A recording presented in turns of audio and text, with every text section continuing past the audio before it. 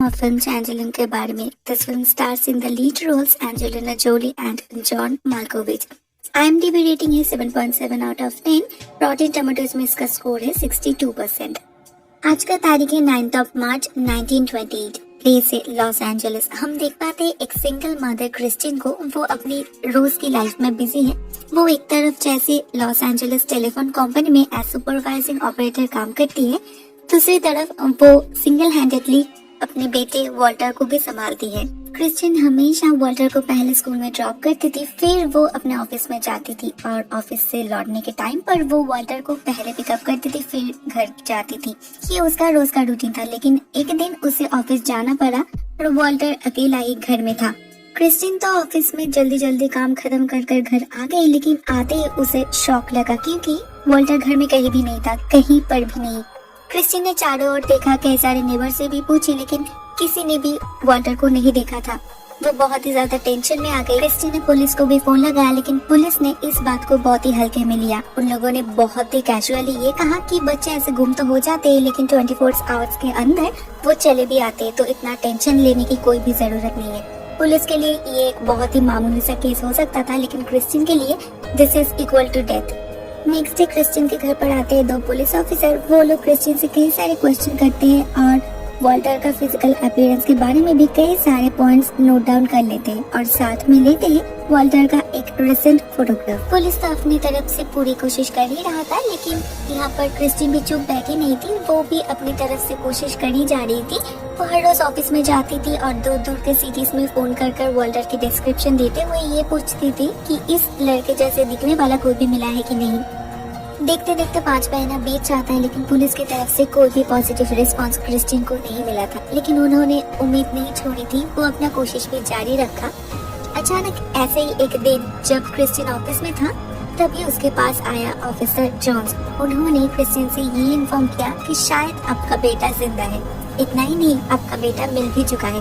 Kristin बहुत ही ज्यादा खुश हो गई. कितने दिनों के बाद वो अपने बेटे से मिलेगी. क्रिस्टिन ऑफिसर जोन्स के साथ पहुंच जाती है एक रेल स्टेशन में. वो लिटरली दौड़ने लगती है. वो खुद को और नहीं कंट्रोल कर पाती, लेकिन अचानक से वो रुक जाती है.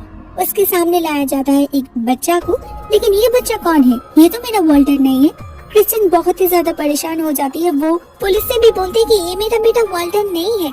वो इस बच्चे से भी पूछती है कि तुम्हारा नाम क्या है, तुम्हारा घर का एड्रेस क्या है. ये बच्चा अपना नाम तो बोलता है वॉल्टर, और घर का जो एड्रेस देता है वो भी क्रिस्टिन का ही एड्रेस होता है. लेकिन it was quite prominent in her tone कि ये मेमोराइज किया हुआ बातें बोल रहा है. पुलिस से बार बार बोलने पर पुलिस एक बहुत ही ज्यादा लेम एक्सक्यूज देता है. वो लोग ये कहते हैं कि शायद 5 महीने में कैप्टिविटी में रहने के कारण इसका हुलिया कुछ चेंज हो गया होगा, या शायद तुम भूल चुके हो 5 महीने में कि तुम्हारा बेटा दिखने में कैसा था. कितनी अजीब सी बात है. कोई भी माँ क्या भूल सकती है 5 महीने में उसका बेटा कैसा दिखता था. अल्टीमेटली होता ये है कि Christine was forced to accept this boy as Walter in front of media. वो लोग इस बच्चे के साथ क्रिस्टिन का कई सारे फोटोज भी खींचते हैं. क्रिस्टिन सबके सामने साइकोलॉजिकली बहुत ज्यादा वीक हो जाने की वजह से ये एक्सेप्ट तो कर लेती कि ये बच्चा ही उसका वॉल्टर है, लेकिन वो मन में ये जानती थी कि ये बच्चा उसका वॉल्टर नहीं है. वो इस बच्चे को घर में ले आती है, लेकिन रात से ही वो कई सारी चीजें नोटिस करना शुरू कर देती है. पहली बात तो ये है, डिनर करने के टाइम पर क्रिस्टिन ये नोटिस करती है कि ये बच्चा कोई भी टेबल मैनर्स मेंटेन नहीं कर रहा था, जिस बारे में वॉल्टर वाज काफी स्ट्रिक्ट.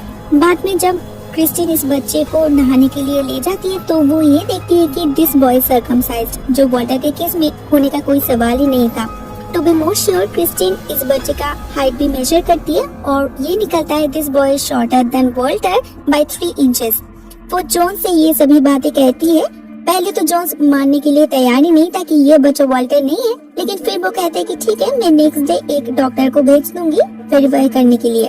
नेक्स्ट डे एक डॉक्टर आते तो है, लेकिन वो इस बच्चे का थ्रोट चेक करने के अलावा कुछ भी नहीं करते. जब क्रिस्टिन हाइट के बारे में पॉइंट आउट करती है, तो ये डॉक्टर बोलता है कि शायद कैप्टिविटी में स्ट्रेस के कारण इसका स्पाइन श्रिंक हो गया होगा. और सर्कमसाइजन के बारे में वो ये कहते हैं कि may be the kidnappers have done this. Christine was completely exhausted. उसे ये श्योरली पता था कि ये बच्चा उसका वॉल्टर नहीं है, लेकिन कोई भी उसके बातों में बिलीव नहीं कर रहा था.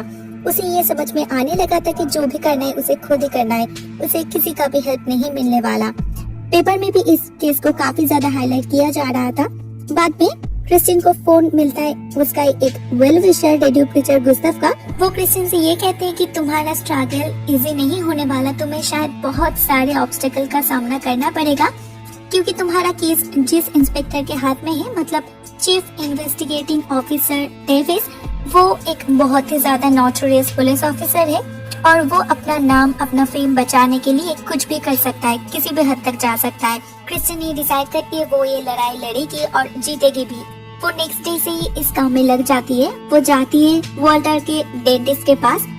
वो डेंटिस्ट इस बच्चे का भी टीथ मसल चेक करती है और ये कहता है कि इस बच्चे का टीथ मसल का जो स्ट्रक्चर है वो वॉल्टर से कम्प्लीटली डिफरेंट है। क्रिस्टिन इस बात को रिटर्न में ले लेती है और फिर जाती है वॉल्टर के स्कूल में।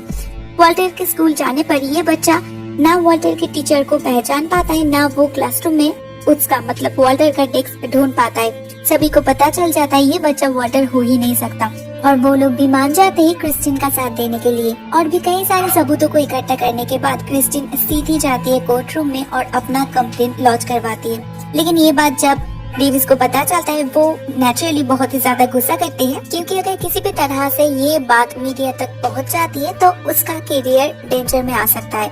वो जोन्स को कांटेक्ट करता है और ये बोलता है कि किसी भी तरह से क्रिस्टिन को संभालो।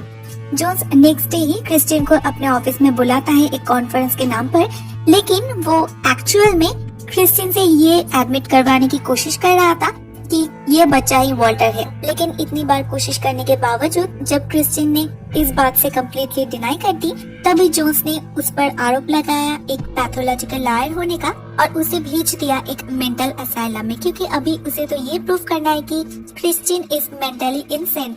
वो अपने बच्चे का या खुद का भी कोई भी देखभाल नहीं कर सकता। और यहाँ से ही शुरू होता है क्रिस्टिन की लाइफ का और एक क्रूशियल पीरियड। एक बहुत ही ज्यादा torturers and cruel entrance examination के बाद क्रिस्टिन को एडमिट करवाया जाता है इस असाइलम में और यहाँ पर हमें रूबरू करवाया जाता है मेंटल असाइलम के दर्दनाक रियलिटी के साथ। हर एक दिन यहाँ पर क्रिस्टिन के लिए एक नया चुनौती था।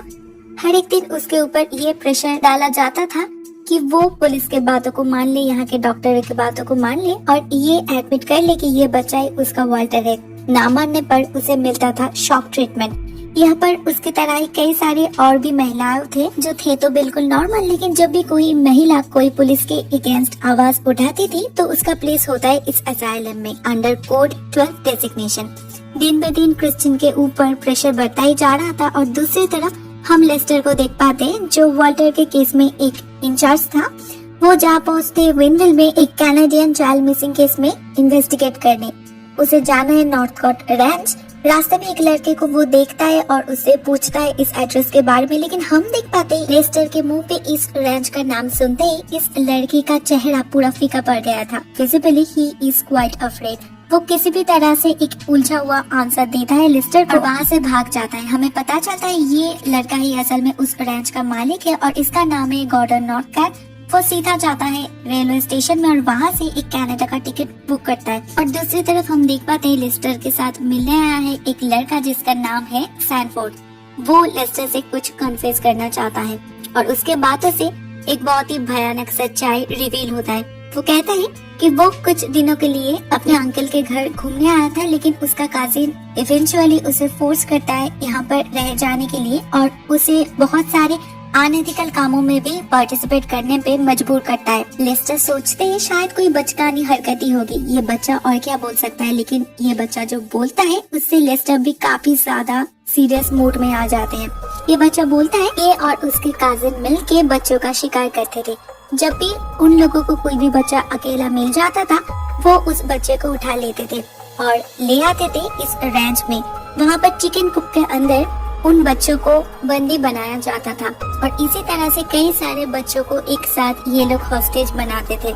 जब ये जगह काफी ज्यादा क्राउडेड हो जाता था तो सैनफोर्ड का काजिन बहुत ही ब्रूटली इन बच्चों का कत्ल करते थे। पहले तो अपने कजिन का ऐसा शैतानी रूप देखकर सैनफोर्ड बहुत ही ज्यादा डर गया था, लेकिन उसके लिए ये सब सहन करना भी बहुत ही मुश्किल हो रहा था।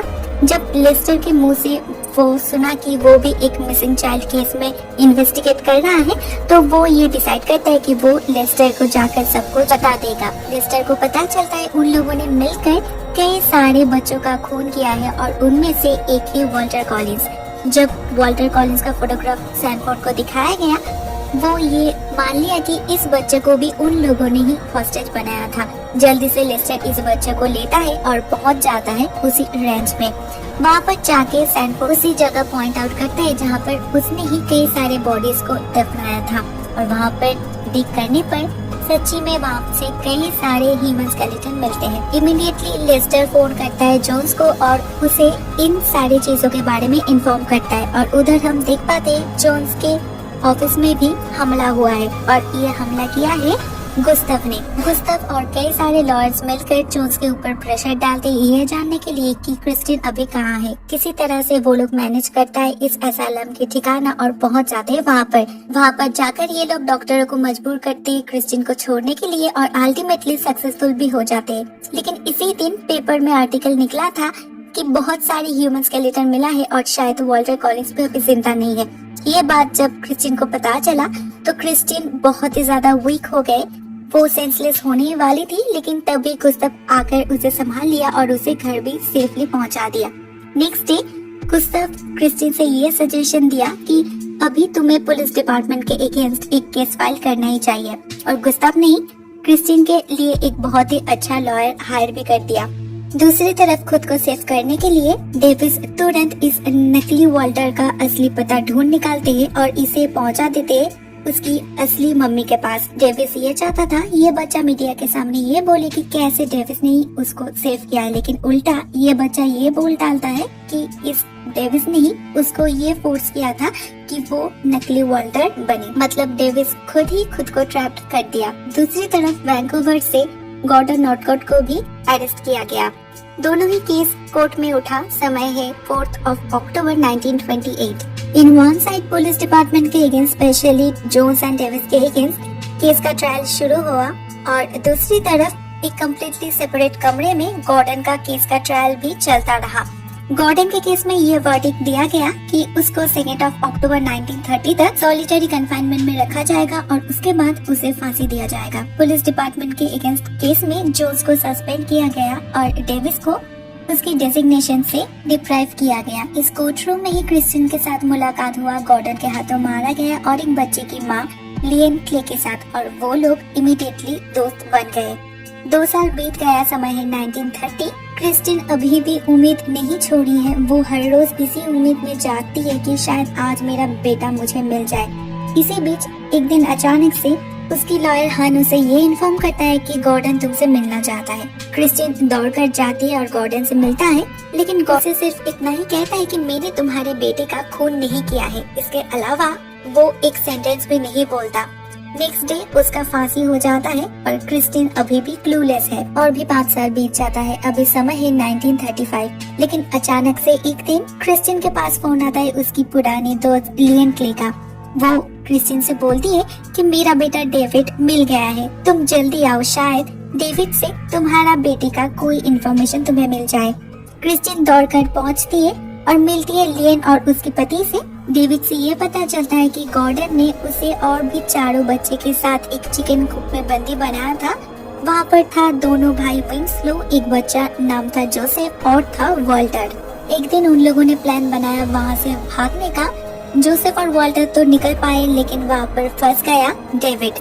लेकिन वॉल्टर जब देखा डेविड वहाँ पर फंस चुका है, वो फिर से वापस आया और उसकी मदद करने के लिए, और वो फिर सब मिलकर बाहर भाग गए। लेकिन सभी लोग चारों ओर बिखर गए।